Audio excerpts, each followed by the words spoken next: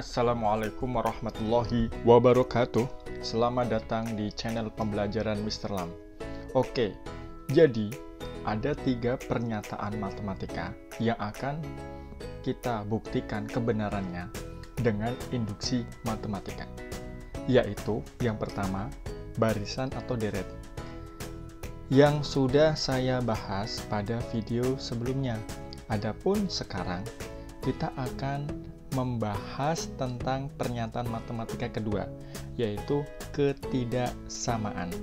Sedangkan pernyataan matematika ketiga, yaitu keterbagian, akan dibahas pada video berikutnya. Oke, sebelum lanjut, sebagai pengingat saja, pernyataan matematika berupa barisan deret ini bentuknya seperti ini. Adapun ketidaksamaan yang akan kita bahas sekarang, itu seperti ini. Dan untuk video selanjutnya itu pernyataan matematika berupa keterbagian, itu nanti soalnya misalkan 6n plus 4 habis dibagi 5. Jadi 3 pernyataan ini akan kita buktikan kebenarannya dengan induksi matematika. Oke, jadi selanjutnya saya akan menjelaskan tentang ketidaksamaan. Oke, sebelum kita membahas soal terkait pembuktian kebenaran dari pernyataan matematika berupa ketidaksamaan, terlebih dahulu kita harus memahami sifat-sifat pertidaksamaan yang sering digunakan. Oke, sifat pertama yakni sifat transitif. Jadi gini, saudara, ketika ada variabel atau angka atau bilangan ya, A itu lebih dari B, lebih dari C, sehingga A di sini berarti lebih dari C gitu. Atau misalkan di sini ada variabel A atau bilangan atau apa saja ya, kurang dari B dan B juga kurang dari C, sehingga kita bisa mempersingkat A kurang dari C gitu. Oke, untuk contoh nanti akan saya jelaskan ya. Kita langsung menuju ke sifat kedua terlebih dahulu. Sifat kedua, jika A kurang dari B dan di sini ada C. C ini adalah sebuah variabel, bisa kita pakai bilangan apapun ya, yang terpenting lebih dari 0. Maka ketika A di sini dikali C dan B di sini dikali C juga, maka tandanya tidak berubah. Artinya AC kurang dari BC. Begitu juga yang ada di bawah sini. Kalau di atas kan ini kurang dari ya.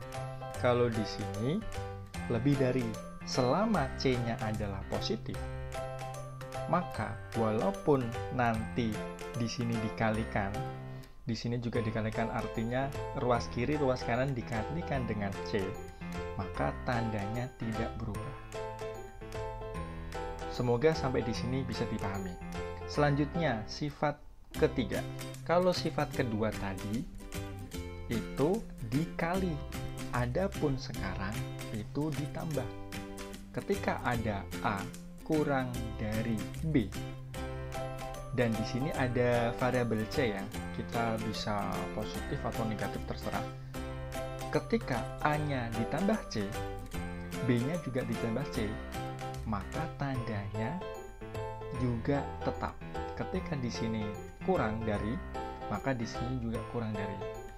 Atau misalkan di sini lebih dari, maka di sini juga lebih dari. Oke, sampai di sini semoga bisa dipahami. Dan untuk mempermudah pemahaman kalian, di sini ada contoh dari 3 sifat tersebut. Jadi seperti ini.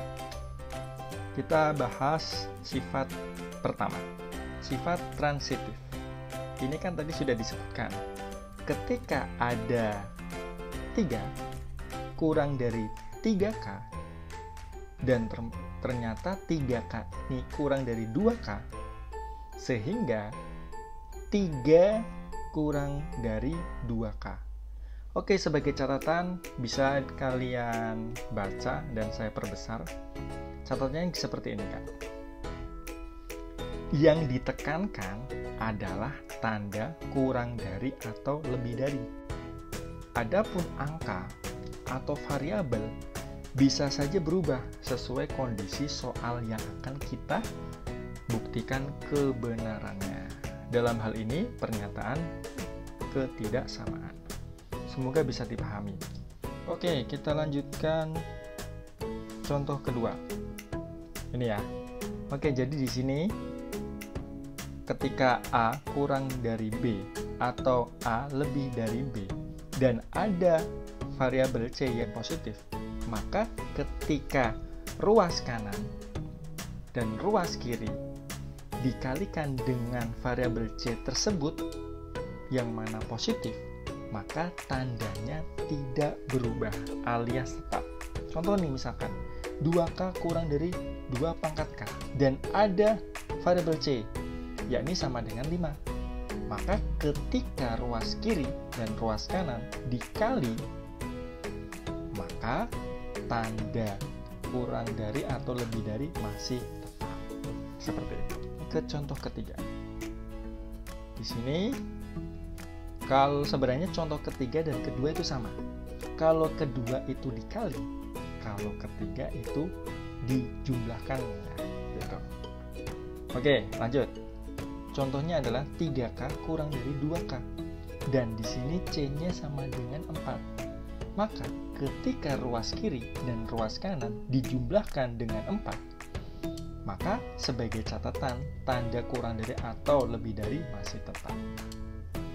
Oke, bagaimana saudara? Semoga bisa dipahami ya. Oke, mungkin tentunya masih butuh penjelasan lebih lengkap. Insya Allah nanti akan saya perjelas dengan video yang berisi tentang pembahasan soal membuktikan kebenaran pernyataan ketidaksamaan dengan induksi matematika. Semoga bisa dipahami dan berkah untuk kita semua. Wassalamualaikum warahmatullahi wabarakatuh. Terima kasih.